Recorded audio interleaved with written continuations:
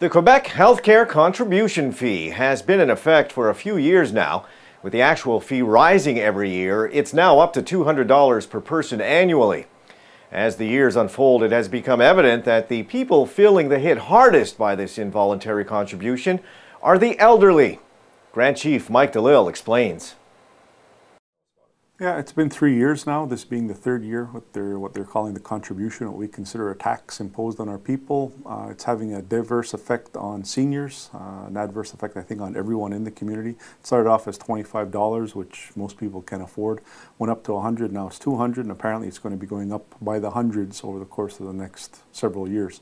So we want to try and nip it in the bud, even though it's in the third year now. We've seen through our tax expert, so to speak, John Latour, who deals with a lot of our elders in the community who have tax issues, pension issues, and so on, and it's having a real burden for them. So I think at this point we need to interface with Quebec to ensure that they understand where the problems are.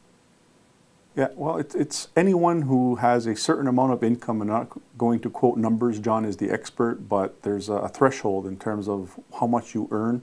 And people who earn money on reserve are completely exempt, like you and I and the people who work for anyone in the community are completely exempt, so it doesn't hit us. But people who earn pensions now and have outside income, it still pertains. So as elderly have a fixed income, obviously, whether it's Canada pension or any other type of pension, and they're above the threshold, which is very low, almost poverty level, what they consider off reserve, it does affect them. So $200 for somebody on a very fixed income, even though it's only an annual contribution, has an effect on them. It means, I don't know, a couple less meals a day, or not the type of medication that no longer is covered by non-insured health benefits, or many different other ways as well, transportation, wherever they use their monies for. So it's having that kind of effect there. And I have to say that I think we're going to gain momentum in this as well by looking at outside of the community, because it doesn't only affect our elders, it affects elders in the province of Quebec, period. So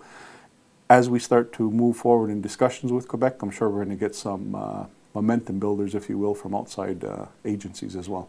We've agreed in the last month or so to have a revenue taxation table set up as part of Quebec-Kahnawake relations. Quebec has asked for it. We need it because of issues like this and others that are constant thorn in our side in trying to impose taxation on reserve.